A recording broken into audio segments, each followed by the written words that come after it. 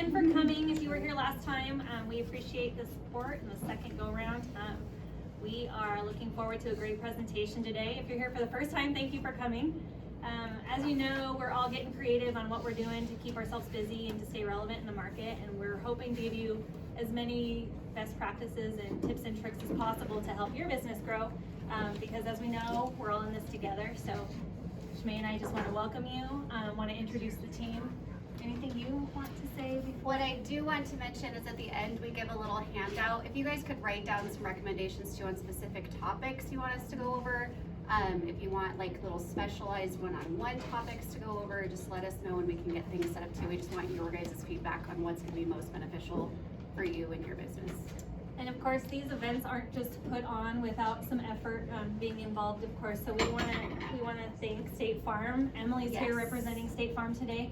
Our local State Farm office is the one that is hosting, basically taking care of your tab. So enjoy your lunch, enjoy your drinks, and thank them because they're a valid part of our community and we appreciate them a lot. And then also our team. You've seen these pictures before, I'm sure. We have our local team, myself, Shmay, Jessica, and Ari. Everybody knows this. If you don't, you should.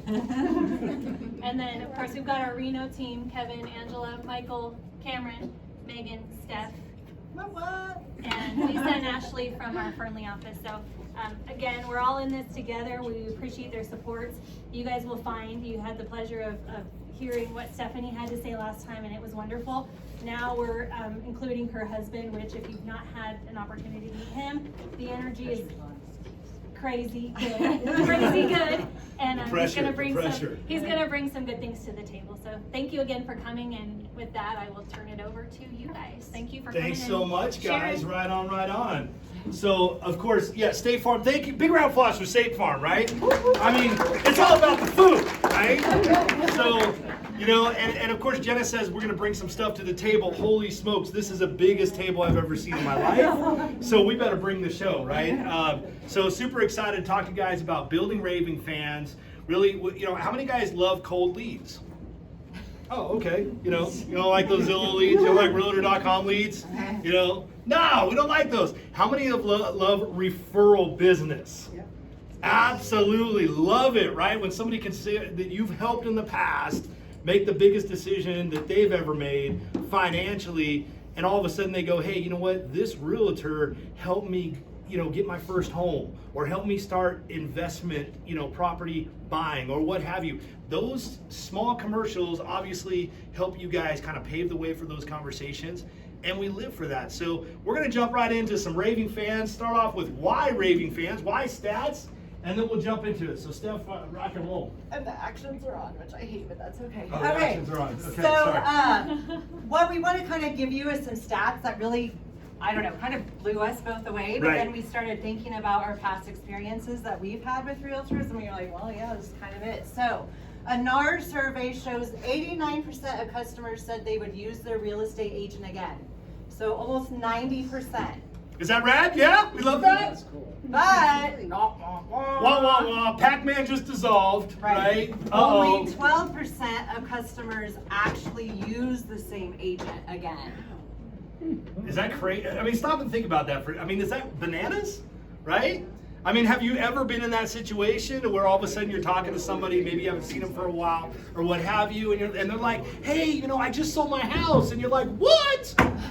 Are you kidding me? Right? Don't you remember what I did? I helped you buy that stinking thing, right? Okay? We've all been there. So, this is why I kind of geek out over the numbers, but NAR study, same NAR, National Association of Realtors, shows 1 in 10 people will buy or sell in any given year. So 10% are gonna buy or sell in any given year. So the average person knows 250 people. Actually, they say the average realtor knows 250 people. The average person knows 150 because you guys are supposed to be more social, which means you know more people. So if 1 in 10 are buying or sell, that's 25 potential deals just from the people that you know. Now, your sphere of influence, your database. Again, database 250. If every one of those 250 people is connected to 150, that means in some way or another you're connected to 37,500 people. If 1 in 10 of those buy or sell, that's probably more transactions than we could handle in a given year. But we'd sure love to give it a try, right? Now that might be the population of Winnemucca. Yeah. All right, but you know everybody, Right. okay? So, our agenda today. What is a raving fan? So we're going to get into that right off the bat. What is a raving fan? Steps to creating raving fans. And action steps for you guys to get started. You have a handout. I see some of you are looking through it. If you remember the last time, feel free to take notes, follow along, or what have you. This is interactive. If you have questions, comments, what have you, please raise your hand, get involved. It makes it more fun, and we're all going to learn more. So, this whole presentation is based upon this book, Raving Fans by Ken Blanchard and Sheldon Bowles. Has anybody in here read this book by chance? No? Well, awesome, now you don't need to because you're going to see the presentation. But if you want more, I suggest you do it, or download a copy, audiobook, whatever it works for you as far as how you like to listen to that. But that is what this is based upon. So, every client is asking themselves why they should use you versus any of the other hundreds or maybe tens in town, right? When they're thinking about if they're going to buy or sell, and they're looking at you, and they might not say it out loud, but the question is, why should they choose you? Negotiating a contract, listing a home, taking a buyer out, consulting them on how much to offer. Everybody does that, right? Isn't that what everybody in this room is doing that? So that can't be the answer to the question of why they should choose you. So satisfied customers are not enough. So if I were to, I don't know, maybe there's a new restaurant in town, and actually Kevin and I went to a new restaurant that opened up in Reno, a new wing place. And we thought, let's give this a try. So we went. It's all right. It was all right. It was wings. We ordered, we got our food. Nothing really stood out, right? We satisfied our urge to eat. Right? We left full. But am I a raving fan? No, I was satisfied. Definitely nobody went above and beyond. Nope. We were actually a little bit confused. Again, it wasn't bad service. There was nothing for me to complain or say, oh my God, that was the worst service, don't go there, right? But I for sure am not a raving fan of this place now. I just got dinner, that's it. So that's what we're talking about today, is not about satisfied customers, it's the raving fan. So what is a raving fan? How do we measure for a raving fan? If we don't have a definition, then there's no way to know if somebody is actually just a raving fan or a satisfied customer. So, raving fan is a client that is so happy with our service that they recommend us to their family, friends, referral partners, co-workers, etc. So that is the definition of a raving fan. Somebody giving you a 5-star review on Google, if you set up the Google and they're asking for reviews like we talked about last month, that's actually not a raving fan. They gave you a 5-star review, Brad, but what's that happening? Is that actually getting you business, right? Whereas somebody who's going out and going, oh my gosh, you've got to use Jenna, you've got to use Shemay, that was the best experience I've ever had. That's what we call a raving fan, and that's why you guys are here today. So, a client refers a lead during the process of buying or selling a home. That's a current client referral. Client refers a lead after the process of buying or selling a home, a past client referral. And one of the best, a client refers a new referral partner. So maybe a financial planner, an insurance agent, attorney, an HR director, a business owner, whatever the case is, right? Because look at the potential there. Like we just met with somebody yesterday whose husband works for the sheriff's department, all this, and we're like, ding, ding, ding, ding, ding, this could be rad, right? If we do a good job. So let's chat a little bit about it. It's a realtor that she's going, hey, you know what? I'm looking to retire. She works for a large company in Reno. Her husband's looking to retire at like 55 or 50, 52? 50 from the sheriff's department. God bless him, that is awesome, right? I mean, love that. And she's going, yeah, I've had 2 transactions this year. Okay, who does she work for? IGT. She works for IGT. full-time, 25 years, doing real estate on the side. Husband's a sheriff. She's had 2 transactions this whole year. I'm going, wait, what? Excuse me? You're talking in my bad ear. We need to turn around, okay? It's important that we understand this. This is what's so exciting about Raving fans in Winnemucca, right? All y'all talk, right? Like, this is the rumor. I grew up in Auburn, California, small community, right? Everybody know where Auburn is? Right, okay. You know, actually even smaller, I lived in Meta Vista. Does anybody know where Meta Vista is? Okay, it's a little bit east of Auburn, 1 signal light, you sneeze and you pass town, okay? All right, smaller than Winnemucca, all right? Super small community. But I will tell you the greatest things about what we're talking about today is sometimes as a realtor, we think, hey, 5-star service. I help somebody get keys in their hand. That's what we live for. But we're not creating raving fans. We're just doing what we're supposed to do, okay? So the thing that I love about Winnemucca and about what we're talking about today is this is the whole next level.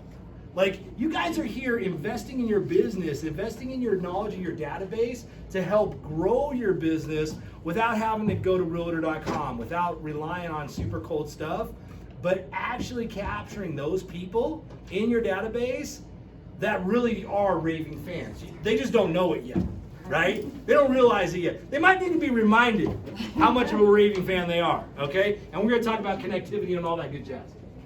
So, that was number 1. We discussed obviously what a raving fan is. Hopefully we beat that to death. You guys all know what that is. So let's get into how to create raving fans. How do you go from okay service to wow service? That's what we're going to talk about today. We're going to give you ideas, suggestions. If anybody wants to share theirs, I know it's top secret, you're welcome to, but we'll try to give ideas. The girls try to give ideas, so let's go into it. So the first step of this is really to think about what you want the vision to look like. So you want to create a vision of perfection centered on the customer. So what I mean by this is you're literally in your mind thinking, what does it look like from step 1, from receiving a lead, all the way till keys in hand. So what does that process look like? Outline that. What would be the best customer experience? Now, this is in your opinion. This isn't taken effect yet. We're going to talk about what the customer wants. But in your opinion, what would that look like? You need your vision before you can understand the customer's vision when working with you. Again, so this is just simply your vision so that you can have it in mind. So 3 parts to creating your vision. The first phase, which is the lead generation and conversion stage. So when a lead comes in, what are you doing? Do you have a set method? Are you calling, texting, emailing? How many times are you doing that? One little side note, little tip. We found, studies find that if you call and hang up and call back again, the person will more likely answer the phone on the second time because it's like, well, why is this person calling me again? So anyway, just a little side note. Unless you show up as a spam call. Right. That pisses me off. You know. The other thing is if you're texting, little tip, little marketing tip, don't text everything about who you are, why you're calling and everything, because why do they need to call you? Hey, do you have a few minutes to talk? Okay? So if you're saying, hey, I'm Stephanie with Finance of America Mortgage, and I know you have questions about home lending, and they're like, well, no, not really, I didn't have any, so I'm good, So what does that look like? Are you doing it in the morning, and then, okay, I haven't heard, I'm gonna try back in 4 hours, and now I'm putting them on the next day, and it's set in stone exactly what you think that process should look like and how it should go. I'm talking getting granular. Like our specific team, we have a model where we call, we email, we text, all boom, within first day. Then it goes to a text. Then it's a call. Like we have literally a rotation and a set plan of each day, what's happening, who's doing it, who's responsible to do it. And part of the reason why is because, let's say I'm here, Kevin's here, right? the girls, they're here. What happens if something comes in while we're away?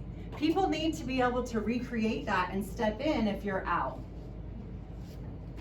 But again, reiterating the whole wow factor, right? Because a lot of you guys are thinking, okay, you know, well, why do that, right? You might do that. Okay, but what's the wow in it, right? What's that next level of service? Like we have a philosophy, speed to lead. Write that down. That's not, lock that in. Okay, speed to lead. That's dope. Okay, that's exciting. You know what I mean? Like get it dialed. Like so how quickly is your competitor responding to a lead? How quickly did you respond to a lead? That's wow. Holy smokes. I just got this lead. It was on a Saturday and I just shot him a text. Hey, it's Saturday. I'm watching cartoons with the kids and eating Lucky Charms, but I'll get back to you in 20 minutes. Okay? That would be a text from me. But again, the reality is, just that's the wow service we're talking about.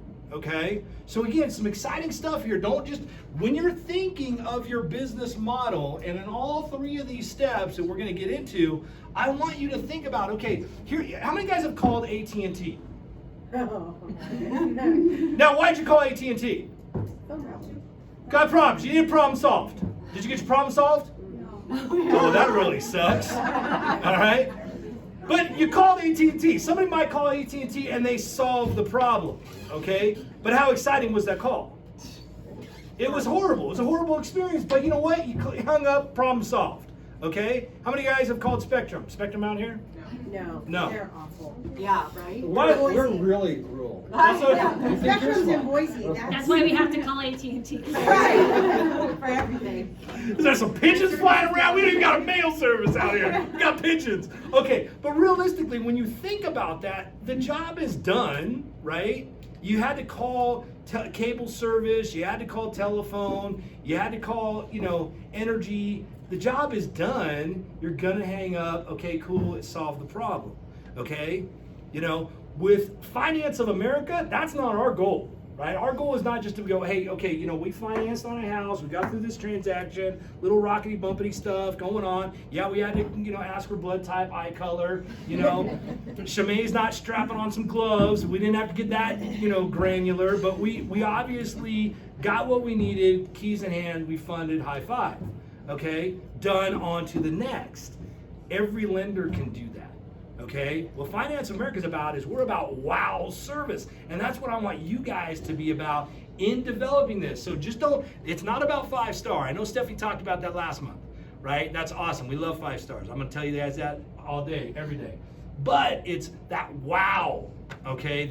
And I'm gonna repeat this all the time. I'm gonna say it different ways. Lucky Charms, Envy Energy, whatever. I'm gonna get it in you, and we're gonna make some changes, okay?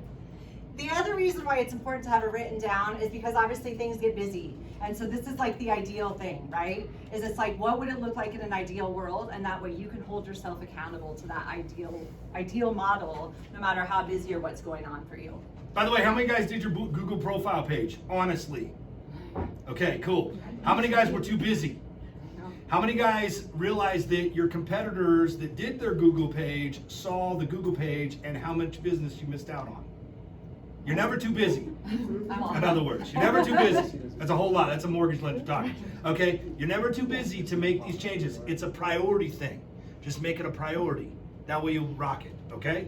And we will help. Darian came in and I helped her. So What? we will help. Yes. 5-star service. Wow service.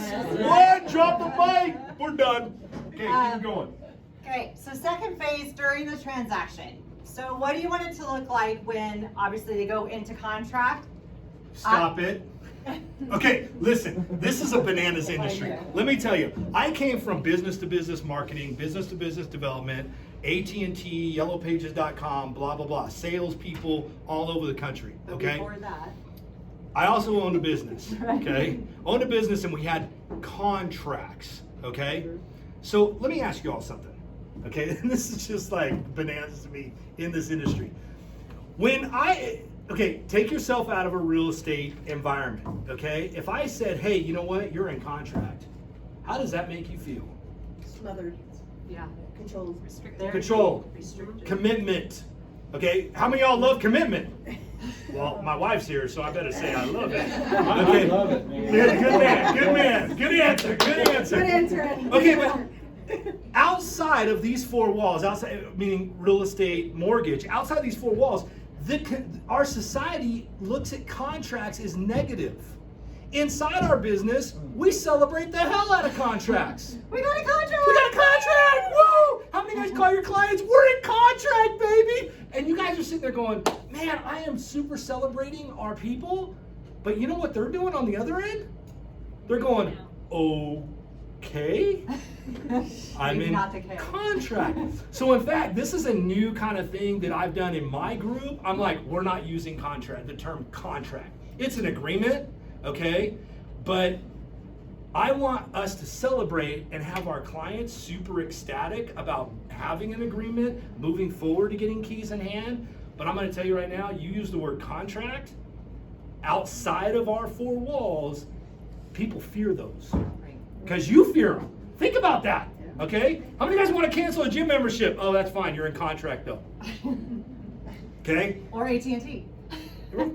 Right, Contract, AT&T, right? Verizon, okay? Right? You see what I'm saying? Okay, so again, but we celebrate it. It's something in our industry that we don't think about because we're so accustomed to it, and we celebrate the snot out of it. Trust me, Finance of America will call you, you call them, when you email a contract over, we are gonna celebrate with you. We're gonna be like, what, right on, we're stoked, super excited. But with our families, it's like, hey, you know what, we're path to get keys. So try to use different. Try to use different, hey, we got an agreement, we're ready to go, we're gonna get keys, we're super excited, blah, blah, blah, right? Change your terminology because what we think we're celebrating, your families aren't. And you notice I've used the families because they're not clients, they're not buyers, they're not sellers, it's personal. This is family, right? And that's why Finance America is so hyper-focused on this another level, because these aren't just buyers. These aren't just,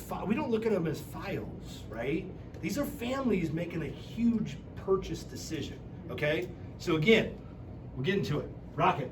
Wow. Sorry, we're doing wow all day. All day. You're doing great. I know, you just said that. The third phase is after the closing. Okay, so what does it look like after the client has keys in hand? What are you doing to stay connected with the clients? And I know a lot of realtors tend to say they're doing a lot of stuff, and then when we get really granular, we find out they're really not, right? So we're gonna kind of hit on some things that I would recommend you do and give you some suggestions. So, of course, this is all relative based on your sales funnel. We'll just touch on this real quick. So how many guys understand the sales funnel? You have a lead that comes in, okay? You have to have a tight model. You gotta know your model. Where are people leaving in my funnel, right? How do I continue to build this, get them in the funnel down to the purchase process? So again, when we're talking about wow service, you could potentially be losing some people in these stages of the funnel, okay? What you rely on your business partner, Finance of America, we love you, okay, is allow your pre-approvals, okay? How many guys, okay, let's be real. How many people call you, I wanna buy a house, I make $15 an hour and I wanna buy a $500,000 house, okay? And how much do you have in your savings account? You know what, I got 2,000 bucks. But there's gotta be down payment assistance, first time home buyer, okay? Really, come on. But here's the thing, get that information, because that's what we want you to do, right? Ask those high level questions, and then if it is somewhat, of a right process, that's where you send over the lead. Okay, allow your mortgage advisor to deep dive into the programs and stuff like that. Why? So that way you can continue to build more leads. If you're wasting time, if your wow service is taking up time to see if these people are approved, right? You're not allowing yourself to have time for wow service, right? That's where you go, I didn't have time to do that Google page. Okay, because I have all these leads and I didn't throw them over to Finance of America to vet them out. So now I didn't get time to do wow service, or I didn't get time to build my Google page. Okay, make sense? So a high level sales funnel. Okay, so step one, you sat down, you thought about it, you created an outline that showed what you want the vision to be. So step two is to discover what the customer wants. So Discover the customer's vision of the process. Keeping in mind that the customer's vision only has context in your vision. Customer will probably focus on one or two things. You must fill in the gaps with your vision. So, how do you discover what your customer expects? Listen to what they say. Ask them. Listen to what they say and don't say. One of the best first questions that you can ever ask if somebody, especially is a previous home buyer or seller or whatever the case is, tell me what you liked and didn't like about your last home purchase. If you can get that question answered, you're literally going to have the roadmap of what you should and shouldn't do throughout the process. What did you like? What didn't you like? Ask them, what do you expect?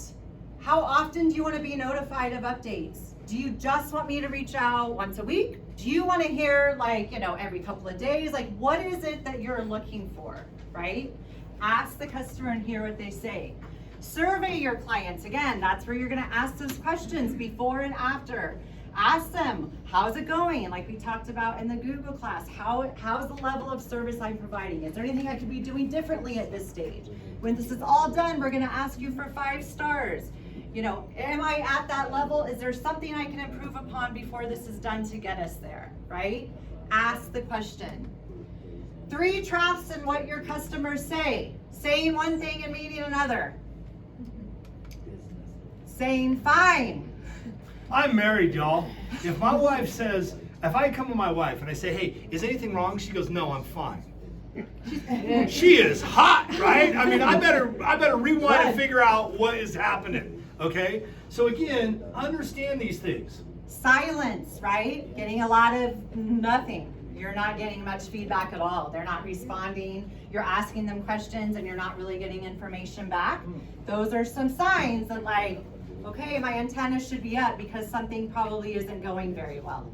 Here's the reality on this, guys. When you guys are looking at what your customers want, you might be in this business 20, 30 years and have had a very successful business, okay?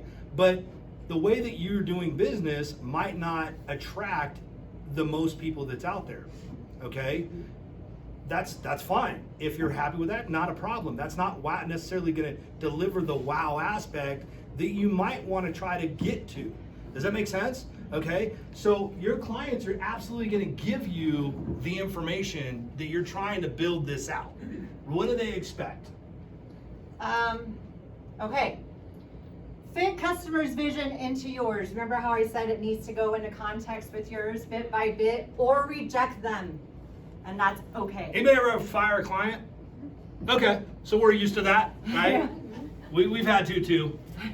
It's not fun, and trust me, I mean, we're looking at a commission that blows, right? I mean, let's be real, but there are some clients that their expectations aren't, you're not able to, isn't something that is unmet, it's just that's not in your business model, and that's what we're trying to accomplish. Right, so if you're talking to your client and you ask them what they're looking for, and one of the first things they say is they want you to be available all the time. That might not work for your model. Like 24 hours a day all the time. Like Friday 10 p.m., Saturday 7 a.m. I got Saturday cartoons night. of Lucky Charms, Joe. That ain't happening. So it's a little bit of okay, let's really figure out, are we going to be a good fit for each other? Because I'm sure many people in this room, there's been an experience or two that something in your gut tells you, this probably isn't gonna go well, and I'm just not feeling it, something just right? And then don't those end up to be the ones that you're like, gosh darn it, never should have even started. And then they're the ones leaving you a horrible review and telling half the town how horrible you were, right? So it's better to just simply reject it. Same way for us, sometimes there's just things where we have to go by a certain model. Shemay and Jenna have to go by a certain model. It might be different than Kevin's. We have other loan officers. I mean, we all kind of have a different model. And while we want to be as flexible and available to you guys as possible, there are certain things that we also have to depend upon, because what if you want your leads handled one way, but you want your leads handled a completely different way, and you want them handled a different way. How could they possibly manage that, right? There has to be a level of, I can appreciate that, but this is what we do, and this is our game plan and our model, and either that fits for you or it doesn't. And while we all want each other's business, sometimes it's okay to say, it's just maybe not the best fit. And that's a reason why, as a business partner, you guys sync together on a consistent basis, okay? What I do with my realtor partners, we sync consistently because it's a partnership, okay? How many guys are familiar with business partners? Like, not this partnership, like a true, you file as a partnership. Okay, sole proprietor LLC, business partnership. Are you, okay, who's your business partner? Family members? Friends. Okay, are you gonna fire your friend as a business partner? It's not that easy.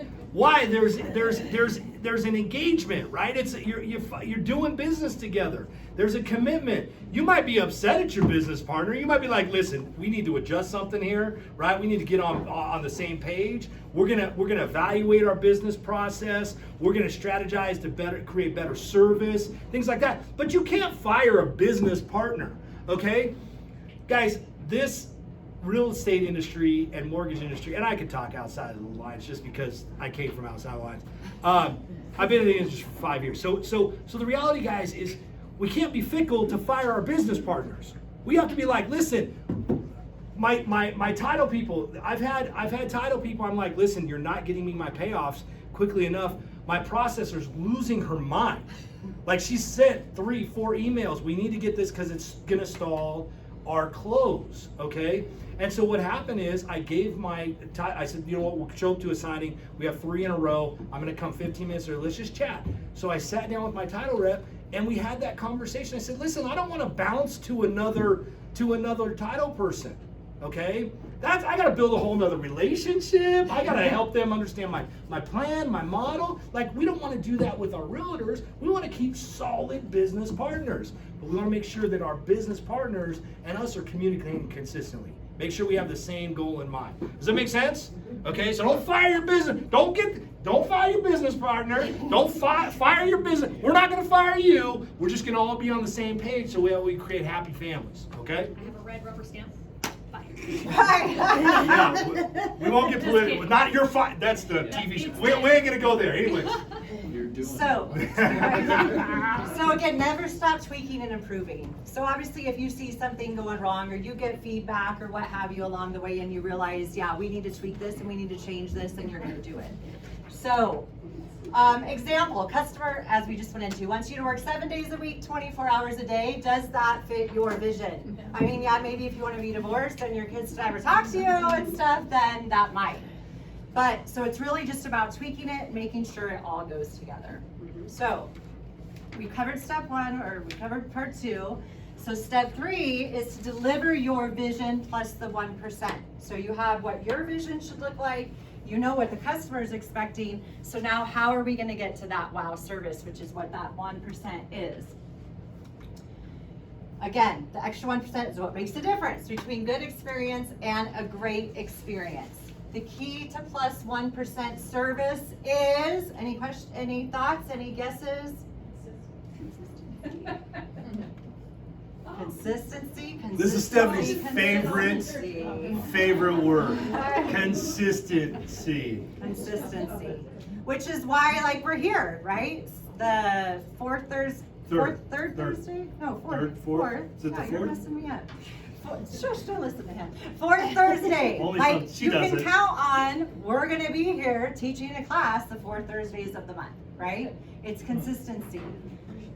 If you start something, you need to know that you're gonna finish it. I always say it's actually, you know, I used to be the regional covering over 5 states, 500 loan officers. I would have these different loan officers that had great ideas, or they would attend one of my classes and they'd be like, oh, that sounds great. I'm gonna do that. Can you help me on how to do that?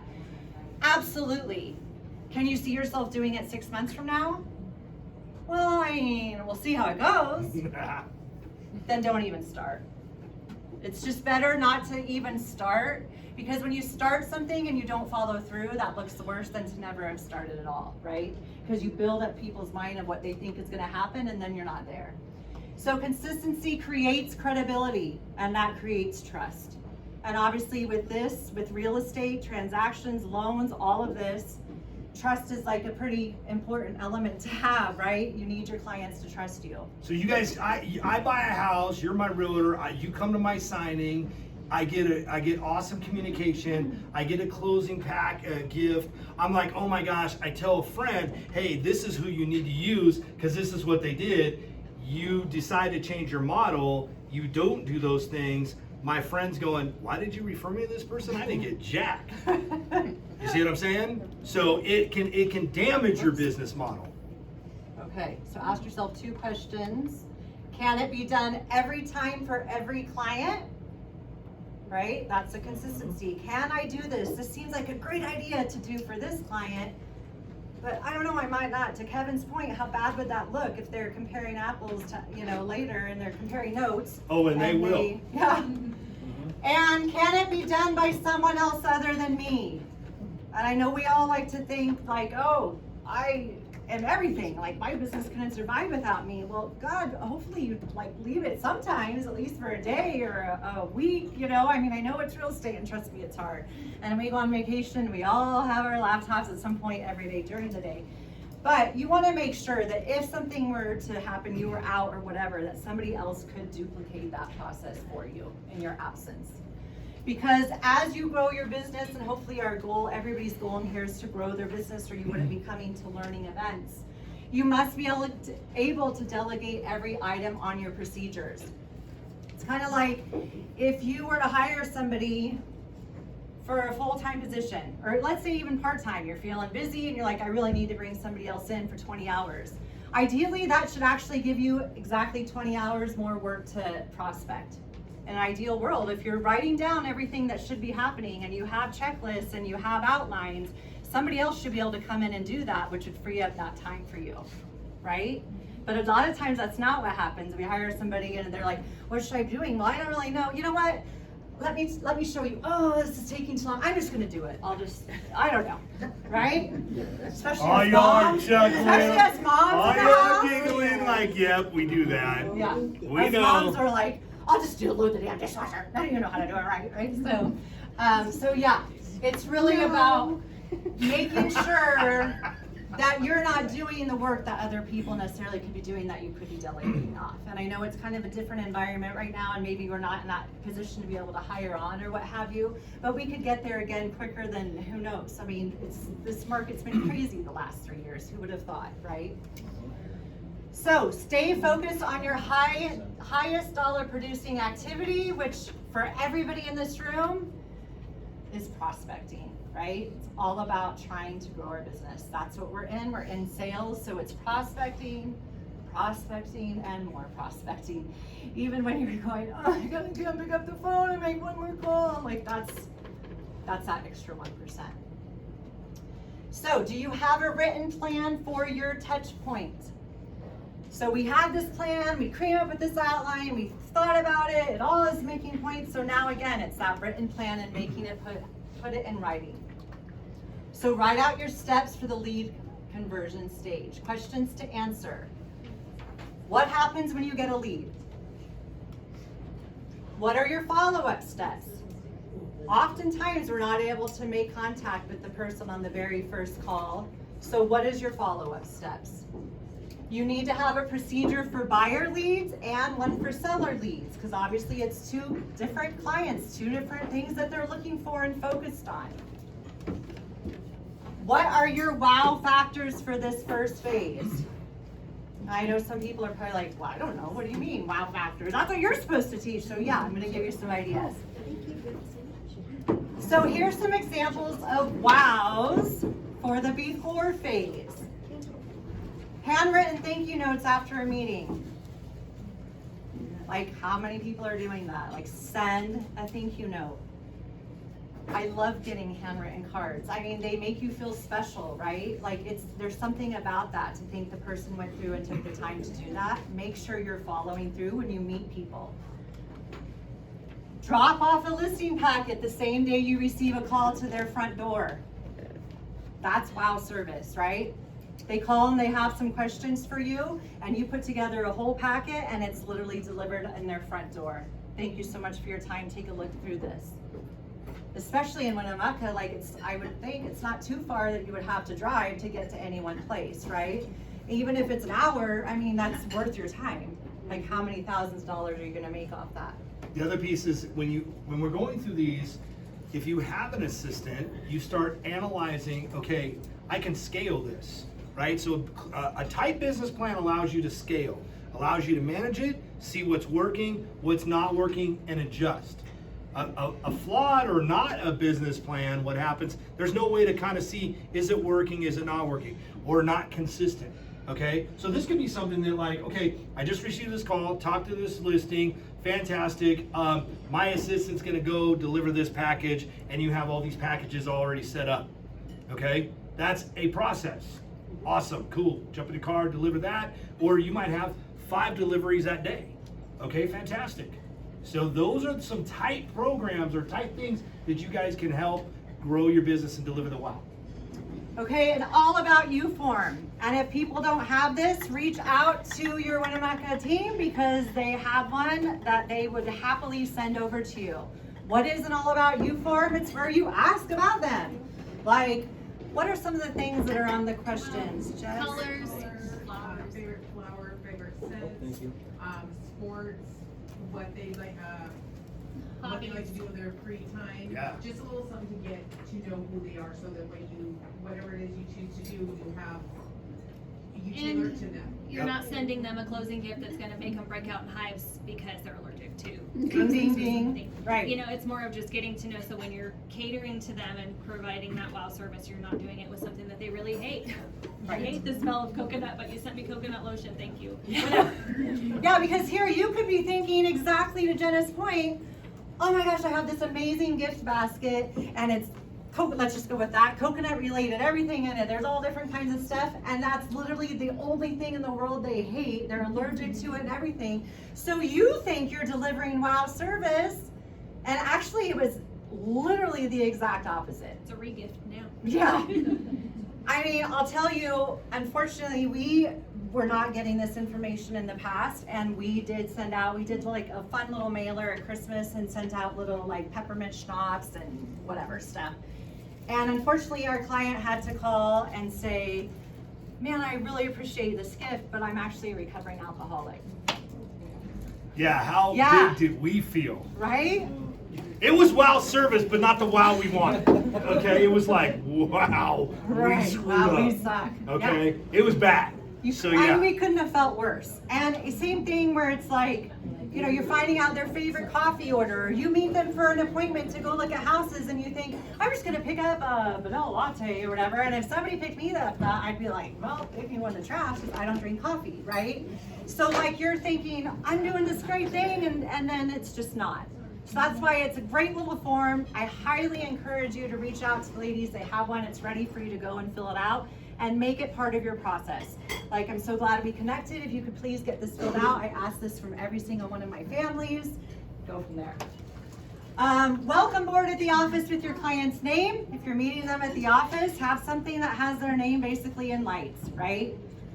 I'll tell you, I walked into some places even within our company, when I used to travel for FAM, and I would walk in, I'd be like, oh my gosh, my name's up there. Like, even me, I'm still like, oh, let me see, is that for me? Like, it makes you feel special. So little touches, again, that 1%. Thank you note to the referral source. Always, always, always send a thank you note if a client refers you to another client, no matter if you never make contact with that client. They put your name out there. We have gotten many times, all of us, where it's like, I just sent your name to so-and-so, they're gonna be calling or whatever. Man, I have a handwritten thank you note, if possible, that day to go out in the mail. Right? I have a client that literally, she calls me up and says, I just gave your name and number, here it is, okay, I'm gonna give you theirs. I cannot wait for my Starbucks card. Because she knows we always send She them gets a Starbucks card. Like, I'm like, all right, cool. And then what she does is she posts it on Facebook. Hey, you know, super excited. I referred another family member or whomever to my mortgage lender, and they got me a Starbucks. I'm in line right now getting my Starbucks. It's just crazy. you know, and we're like, right on, Right. that's awesome. Yeah. Yeah, I mean, that's it's wow five- service. yeah. That works. It's Yeah. $5 for us. And again, sometimes we've never even connected with these people. And I'm not talking business to business leads, right? We all give leads back and forth, and that happens all the time. Like, we don't do that for every single one of our realtors or all of that. Right. I'm talking your past clients, your database, your friends, your family, whoever. And we do that for our family as well. It's not fair. I mean, I want our family to support us just like anybody else supports us, right? So if a family is giving us a lead, they're getting something too. Weekly update to seller on the market and traffic on the home. This is a great thing before, right? What's happening? Give them a weekly update. And of course, a high trust sales presentation. Again, to Kevin's point, you can have them literally ready to go. One for the buyer, one for the listing, and just keep it ready, have it nice, looking professional, because here's the thing. You might not have one. Maybe you're like, I know these people and it's gonna be fine, it's gonna be a slam dunk. But maybe she does for everyone. And it's nice and professional and it's like bound that she took it to. And they leave, both these realtors leave, and it's like, wow, look at this one that I have and this one didn't. You know, I used to be in sales, and I remember my manager said once, like, you don't know who's walking in the door behind you, trying to also get in their pocket. So be the best you can be, right? Okay, so those are from examples for before. So during, action steps for the during phase. So we'll go with Kevin's whole speech. They're not in contract, they're on the path now to home ownership. What are you doing to make that wow? So again, write out your steps. Questions to answer. What happens as soon as you get the contract? So what are you doing? What are you doing for the client to make that a special thing? How are you taking the fear, the commitment, You're not calling them and saying you're in contract. Right. That's what the first thing you're gonna change, right? You're gonna change it, just come up with some different dialogue, and then what are you gonna do, right? What's the celebration? Because it's hard to get into contract, am I right? Is it hard to get an accepted contract today? Yeah, it's challenging. You know, it might have to work out a seller credit, not as many buyers out there. Your lender's gotta be super creative, you know, I mean, with some of the things we get, right? We gotta be creative. What programs, right? So there's a lot of things that go in behind a lot of effort that you have put before actually getting the contract. When you get a contract, celebrate with your buyers and sellers. What are you doing to proactively communicate during the transaction? Let me give you some examples. You need to have, again, a procedure for the buyer lead and one for a seller lead. And what are your wow factors for this? So what do you think everybody should be doing? And then what are you gonna do to take it to the next level? So here's some examples. Weekly status update every week. So no matter what, your client knows this is what happened this week. This is an update. Include with that a picture of the home they're buying. Like, keep them excited for it, right? Offer a moving truck or van. Like, I know there's some places that do that. It's pretty inexpensive to offer, a great little tool. Provide school info, stats, contact, calendar, websites. If they have school-aged children, get them dialed in. Introduce them to, do you have PTO, PTA? I don't know. PTA. Went away, right? Oh, it is PTA here? Okay, cool. In Reno, it's not for some reason. I was like, what? So, you know, connect them with the PTA, like go that extra step. Hey, I know you're new to the area or what have you. This is what's happening in the school calendar. I wanted to make sure you have this. If they have kids, if they have a pet, include a treat bag for the kids and the pets.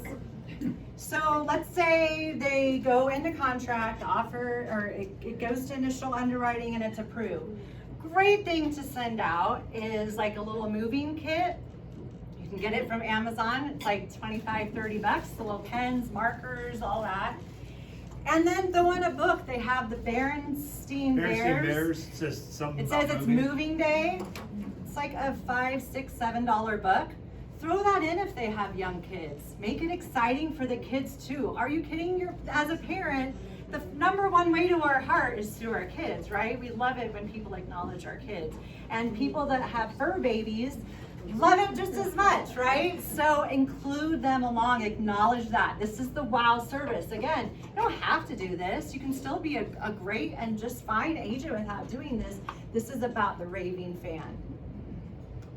Offer moving boxes, like I said, list of the utility companies and service providers. Moving day box, toilet paper, cleaning supplies, all the things that you get into the house and you're like, oh shoot, yeah, where is this? I gotta go to the bathroom, I gotta leave my toilet paper. You know, that kind of fun stuff, right? I mean, how much does that really cost? I can go to the dollar store and pick up a lot of this stuff. Survival box or crisis kit, a funny gift, assurance that you're gonna be there for them. Here's an example, I love this. This is a little thing This is awesome. which I like, we gotta do this. Like y'all get, y'all need to take a picture of that. I mean, that is an awesome survivor kit. Like you can for- even put it like hey, you behind know, we gotta- glass, like yeah. break when, when Yep. needed, because we know there's gonna be times over the next month, there might be a little But make sure you get that stressful. form fill out in case they don't drink alcohol, Right. right? I mean, that would not be such a good gift. Yes, Okay? I love this. I think what a fun, like have fun with it. Acknowledge that, yeah, it's tough, right? There's gonna be times that this isn't always gonna be easy. Smell of fresh cookies. Give all your listings a candle at signing. When they're signing right then to list with you. Here you go. Here's a couple of candles. I know some people will tell you to bake cookies every time. You don't need to do that. Light this candle that smells like fresh baked cookies before every showing. Do you guys know that I had an agent one time tell us that we should bake cookies? Oh yeah. Okay? I'm like, I'm listing my house for sale. I'm gotta pack all my crap. I have to still work. I still gotta get my kids to school. And you want me to bake cookies? Right? It actually was, but again, to my realtor's defense, she's trying to give me ideas on how to, obviously better present. Here, a 1% wow factor would have been, Kevin, here's a candle. When you leave, please make sure you light this. Right. Bitchin'. You're not asking me to make cookies, okay? Just put a lighter to it. You see what I'm saying? That's better service. Right. And don't forget the closing gift. Of course, bottle of wine, again, as long as they don't drink. Basket with embroidered bath towels, engraved Cutco knife, personalized lawn chair, Home Depot gift card. What are some of the things that you guys like to give? Because you guys do creative stuff. Cutting board, just basically puts it. There's like, well, yeah, Jess, you go Go ahead. ahead. Hey Jess, what do you do? Yeah. We do cutting boards, knife sets,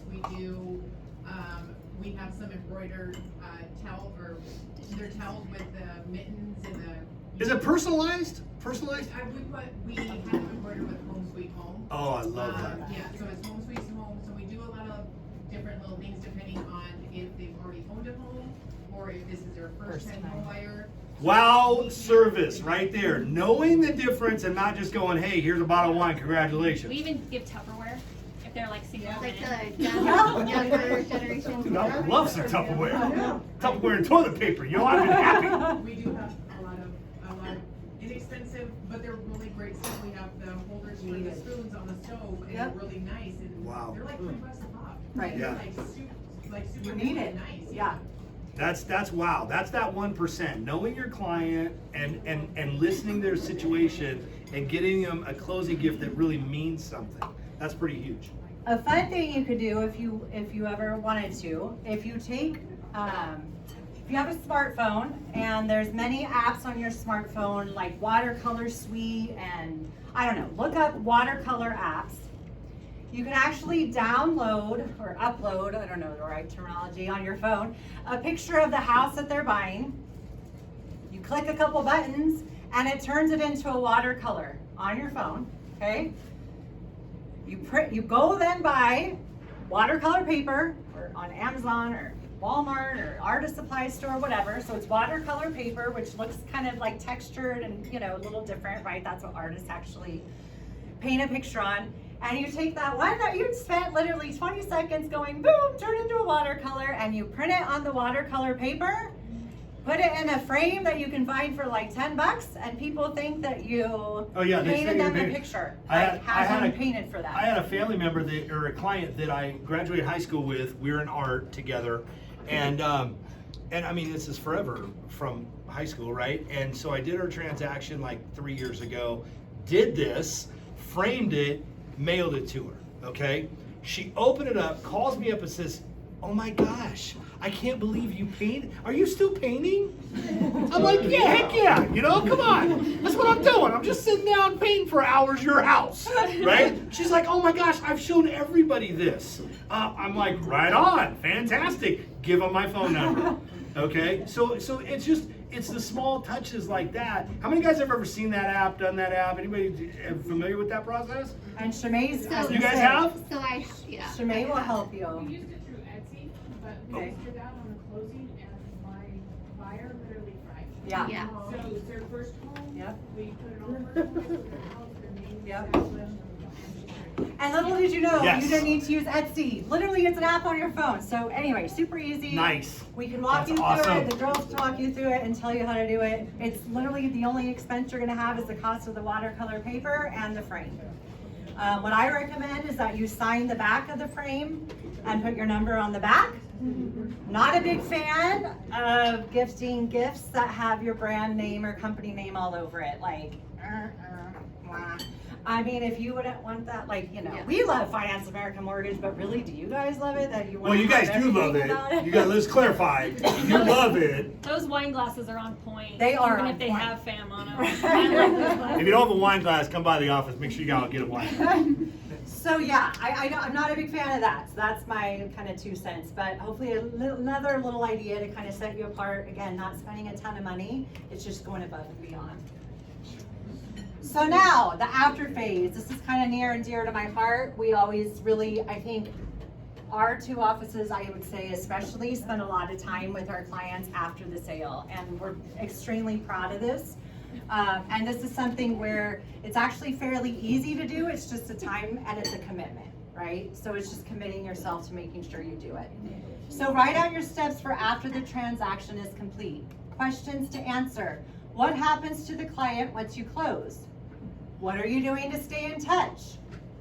You need to have, again, a procedure for the buyer and one for the seller. What are your wow factors for after they close? So you're going, I don't know, what are some wow factors, right? Let's get into a few ideas. A birthday card or cupcake. How many of you guys are acknowledging them on your birthdays? Like, make sure you have something in place that you do, whether it's here in town and you have a local little gift card that you can get, they can pop in and use it, whatever the case is, do something, make that commitment to do that.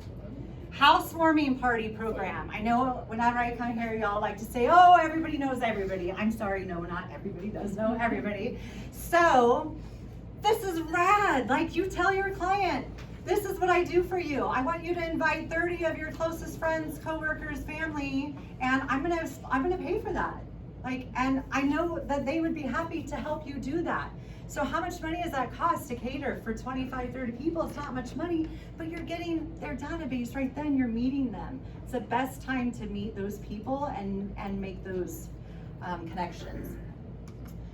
The other thing, cake delivery. So if you do send something, if you can, if they work at a place that they can get deliveries, always deliver to their job and not their house. Let their coworkers go, what? What did you just get? My realtor doesn't send me that, or my lender doesn't send me that, right? Like, let them see what you're doing. Nobody's gonna see if you deliver it to their house. Yearly client appreciation party. Obviously, you guys do so much stuff, even just, we had that fun party in the parking lot, the grand opening a couple months ago, or two months ago. So do something each year that you're inviting your past clients to. Make that a priority, right? We're all meeting like this. We try to meet at least once a month. Let's meet with our past clients in our databases. 30 days after closing, call to check in. Make sure that you're calling. Like, you just were talking to them probably almost daily, and then boom, never again, Kevin and I have bought and sold. It's like 10 or 12 houses, 10 or houses. 12 in the last 19 years, and have not ever heard from our realtor. Ever. Ever. None of them. And I swear we're nice people. You guys are like, yeah, you guys must be assholes. We're not. I swear we're not. We're really good. Nice In our own mind, we're people. not. The other thing is, from the mortgage side, we get a postcard every month from our mortgage loan officer. Okay? How connected is that loan officer to his database? So I get a card. I'm in the business. He knows I'm in the business. He sees us. He sees us around, and I still get a card. And I'm like, bro, can you up? Now, again, you're being completely counterproductive because you are disconnected with your database. Does that make sense? So just because you're sending out a mailer, or just be connected with the people that you've helped with this huge transaction, right? And can I add something to that? Yes. If you're working in your database and you know that somebody's spouse passed away Yeah. or something like that, just make sure you're updating your database regularly, because there's nothing worse than Yes. Then somebody getting a happy calling birthday email Yes. and being like, oh yeah, thank you, but My she husband passed away just 6 passed months away. ago. Yeah. Yes. So just keep that in mind too when you're managing your database. Yes. Just really pay attention to those kinds of things and make sure you're cleaning it up. Yeah, just staying connected. Send a copy of the CD. It's so interesting. Kevin says, like, we haven't heard from them, and I swear to God, we literally have not heard from them. But what's so interesting is we did buy a house. We helped with my mom. She's living in it, and 2 years ago now, and 2 years in a row, I've gotten something from the listing agent on the house that we bought at tax time each year. I'm like, so I can't get nothing from the person who actually like sold it to us, but the listing agent, she's like spot on it. So that's an idea though, right? Send a photo of them at closing, again, frame. Mail to your database of closed clients once a month. So here is some must implement tasks for everybody. You must survey every client after the transaction is complete, right? You want to find out how they did. You want to ask them for the review like we talked about last month. See how the process went. See if there's something that needs to be tweaked. You must have email templates for each touch point and each stage. They send the same emails over and over and over and over and over again. I send the emails over and over. Kevin does. What a waste of time if every single time I was in there like writing it, right? Do you know even up at signatures, you can create different signatures for different like steps of the process, so that all you have to do is go up in Outlook to signatures and click the one and change a few words and it's done. So make sure you have templates so you're not wasting time, because we basically helpful know. tip though, highlights a few little things Yes, you so want that to you know. tweak so that it's catered to that specific person, because if you accidentally forgot to remove that one name, they're like, why'd you just call me Harry Ann Clark? So just have the little bits that you wanna From experience. Yes. Yes. Yeah. Yes. Yeah. Must have introduction video. You know, I know we kind of talked about this last month for the ones that were here, for some of you that weren't. I mean, it's as simple as grabbing your phone. Hey, how's it do? You know, how are things going? Wanted to introduce myself, right? Make sure that you're putting a face to a name, that you're connecting with them. I know, again, we kind of talked about it before, but like, we are who we are. We look how we look. You guys all left the house today and came to this meeting. So you are in public. People see what you look like. It's no different than recording yourself, right? You gotta get past that. Trust me, I recorded a message yesterday to my neighbor, and I recorded her a happy birthday message. And I just sent it. I was like, I ain't even gonna look at it. It's just gonna make you do nothing but feel bad. And this is what I am. It is who I am. And sure enough, of course, she responded and was like, oh my God, you just made my day. Nobody did this for me. Like, how sweet was that? It took me 30 seconds to do, you know? And I'm telling you, I did see just even the screen, and I was like, oh my God, like, I don't want to send her that, but whatever. Like, it is what it is. Must have client testimonials. Again, social proof that you send to clients. Why do we ask for reviews? It's not just to feed our egos. Yeah, it feels great to get a great review. It's to get us business, right? That's what people look at. They look at your reviews. The faster you can send that, all of us have a link in our email that says, click here, some version of click here to see my reviews. Why do we put that in there? It's not just to fill up space. It's not like we looked at our email and thought, this is really too small. I want it to be more cluttered, right? We put it in there because we want people to see when they're thinking about doing business with us, how it's gone for other past clients. Must have professional sales presentation. Again, we talked about that. Somebody might have one if you don't. A CRM program that manages your database and your client follow-up.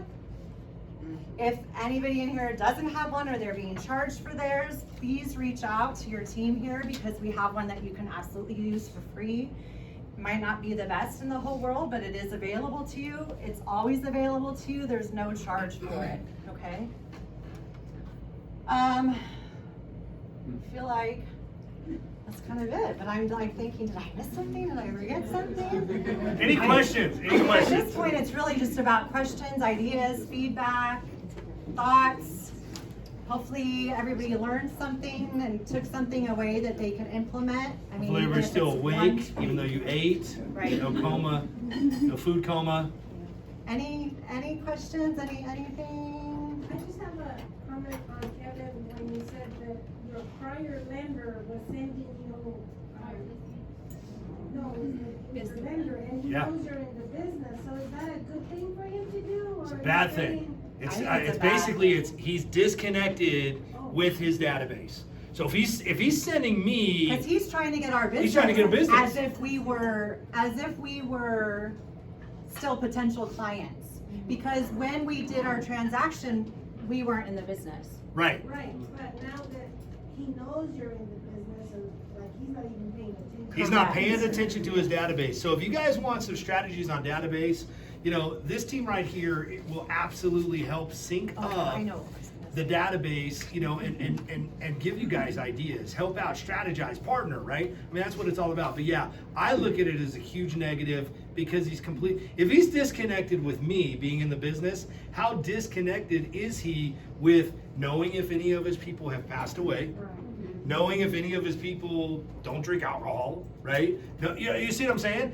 He's completely disconnected. How many people have moved out of the area and he has no idea? Maybe it's going to junk.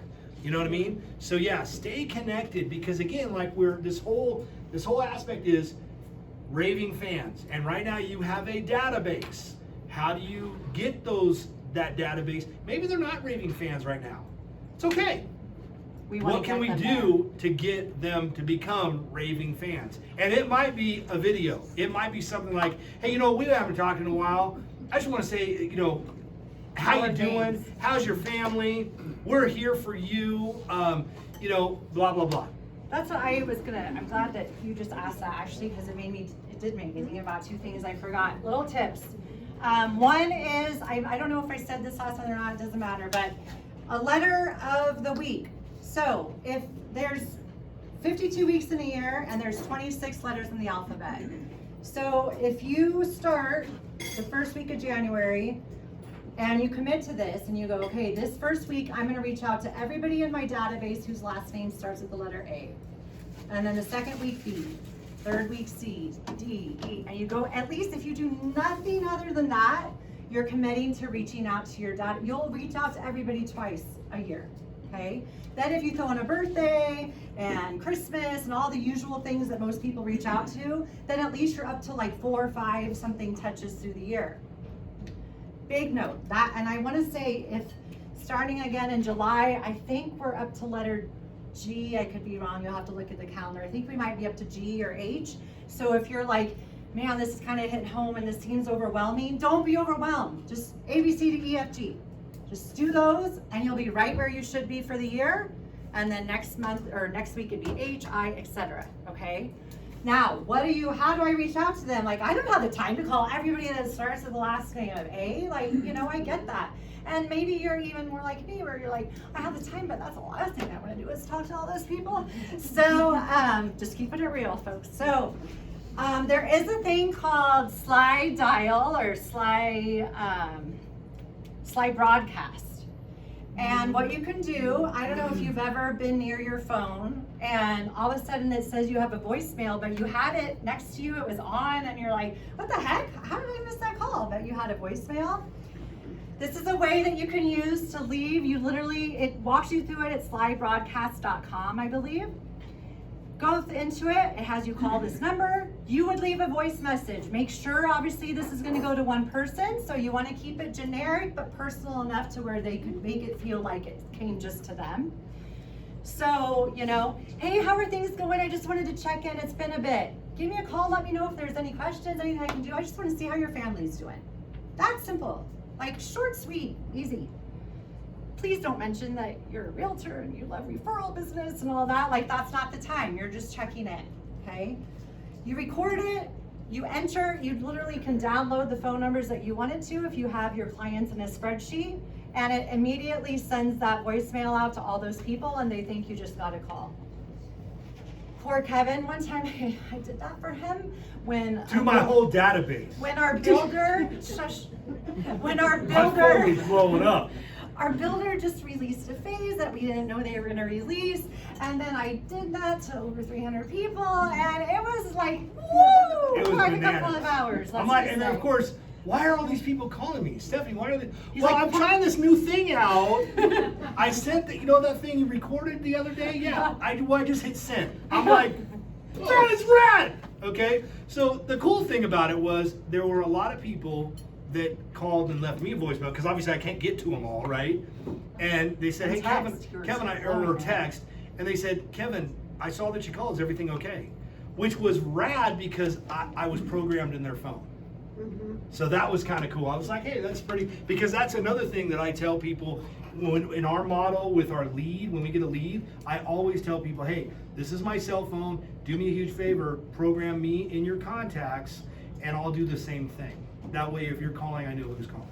So yeah, that's why I tell about that fail, because I want to share our failures, because that's how you learn the most, honestly, is when you do things that don't work out. I mean, for real. So I would, if you're going to do that, I would do it to like 20, 30 people at a time. And then, you know, but it's a great way to just, and the people that want to talk, you know, that want to connect with you, then they're going to call you back or text you or what have you. So that's a sample. Again, the postcards, I think it's just fun to kind of mix it up and keep track of what you do.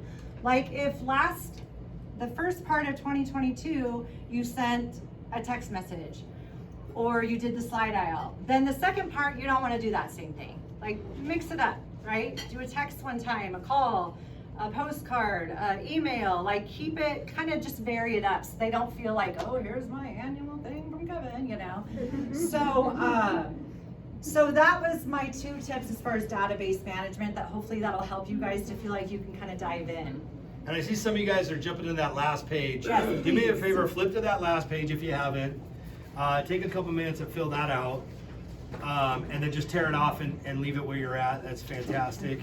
And I wanted Jenna and Shmay to come up just too, because this is a great time. If you yeah. have any questions, Mortgage advisor Mortgage lending questions, questions. they are here to help. seller credit, all the kind of stuff, the buzzwords that you're hearing, if you have any questions about that.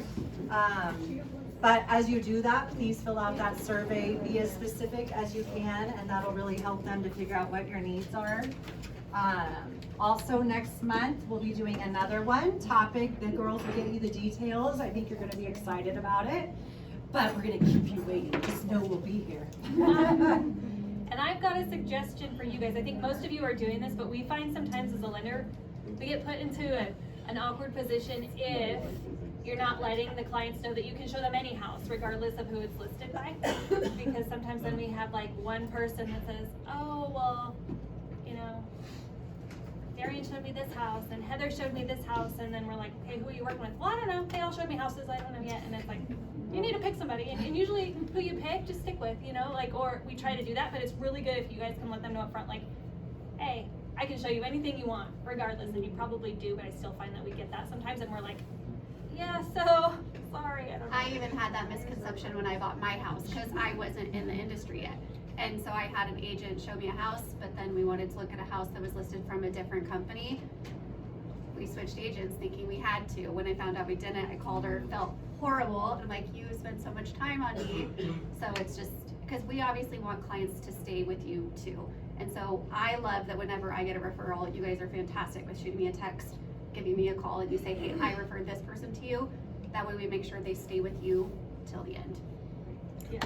So that was my, now it's your turn. Anything that we can do better, anything you'd like to see differently, any ideas for what we can bring to you in information moving forward?